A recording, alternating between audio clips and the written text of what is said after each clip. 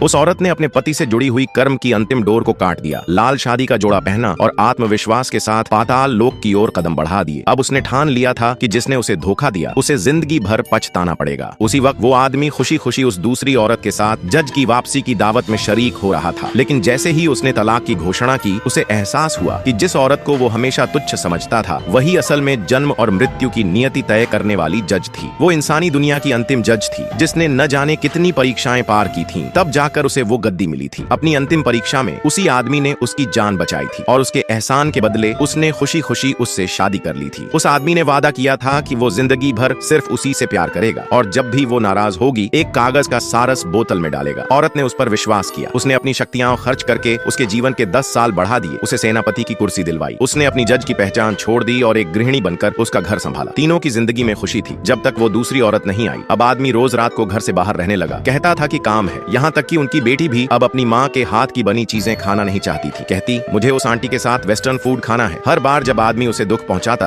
वो कहता, एक और कागज का सारस डाल दो। उसे ये समझ ही नहीं आया कि बोतल कब की भर चुकी थी। अब जाकर औरत को समझ आया कि 8 साल की मोहब्बत उस आदमी के लिए कुछ भी नहीं थी। उसी वक्त पाताल लोक का स्वामी आया और पूछा, तुम 8 साल पहले क्यों नहीं लौटी? औरत ने हाथ जोड़कर 3 दिन की मोहलत मांगी, इंसानी दुनिया से सारे रिश्ते तोड़ने के लिए। जैसे ही वो गया उसका पति फोन करता है, आज बहुत बिजी हूँ, कल एनिवर्सरी मनाएंगे। औरत ने चुपचाप एक मंत्र पढ़ा और अगले ही पल वो आदमी उसकी आंखों के सामने था, उस दूसरी औरत के साथ लिपटा हुआ। अब वो पूरी तरह टूट चुकी थी। उसने वो जज की कलम उठाई जो सालों से बंद थी और घोषणा कर दी, मैं 3 दिन में वापस लौट रही हूँ। ये खबर जल्द ही तीनों लोगों में फैल गई। उसकी वापसी के लिए भव्य समारोह की तैयारी शुरू हो गई। उधर एक तेज हवा ने उस आदमी का शराब का ग्लास गिरा दिया और उसी के साथ उसे खबर मिली कि जज वापस आ रही है। उसे ये नहीं पता था कि वो हवा खुद पाताल लोक का स्वामी था जो उसे वापसी के लिए याद दिला रहा था। घर पर औरत ने पूरे परिवार के लिए खाना बनाया, आखिरी बार विदा कहने के लिए। लेकिन पति और बेटी उस दूसरी औरत के साथ लौटे। वो औरत सबसे पहले जाकर मुख्य कुर्सी पर बैठ गई और बोली, ये खाना तो किसी नौकरानी ने बनाया लगता है। पति ने उसे रोका नहीं बल्कि बोला, आज इसका जन्मदिन है, और उसे एक खूबसूरत हार दे दिया। औरत चुप रही, मन ही मन अपनी सालगिरह का तोहफा चाह रही थी। लेकिन उसे एहसास हुआ कि पति ने तो ये दिन ही भुला दिया। उसने बस इतना कहा, कोई बात नहीं, कल सही। वो गुस्सा नहीं हुई। अब सिर्फ 2 दिन बचे थे और वो नहीं चाहती थी कि उसकी बेटी उसे दुखी देखे। मगर बेटी तो सिर्फ उस आंटी के गिफ्ट में ही दिलचस्पी ले रही थी। यहाँ तक कि उसने अपनी माँ से कह दिया, माँ तुम्हारी जरूरत नहीं है। जल्द ही वो औरत नशे में हो गई और पति ने उसे घर पर रुकने का न्योता दे दिया। यहाँ तक कि मास्टर बेडरूम भी उसे दे दिया गया। बेटी ने जज की कलम को उठाकर बाहर फेंक दिया, बिना ये जाने कि यही उसकी माँ असली जज थी जिसकी वापसी का सबको इंतजार था। अगले दिन उसकी वापसी का आखिरी दिन आया। दूसरी औरत ने चाल चली। उसने औरत का हाथ पकड़कर खुद को थप्पड़ मार दिया और चिल्लाई, इसने मुझे मारा। पति ने बिना कुछ सोचे अपनी पत्नी को डांट दिया। औरत ने कुछ नहीं कहा, बस कमरे में गई और पति से सारे रिश्ते तोड़ दिए। अभी वो अपनी जज की शक्तियां वापस पा सकती थी और उसे उन सबका हिसाब चुकाना था।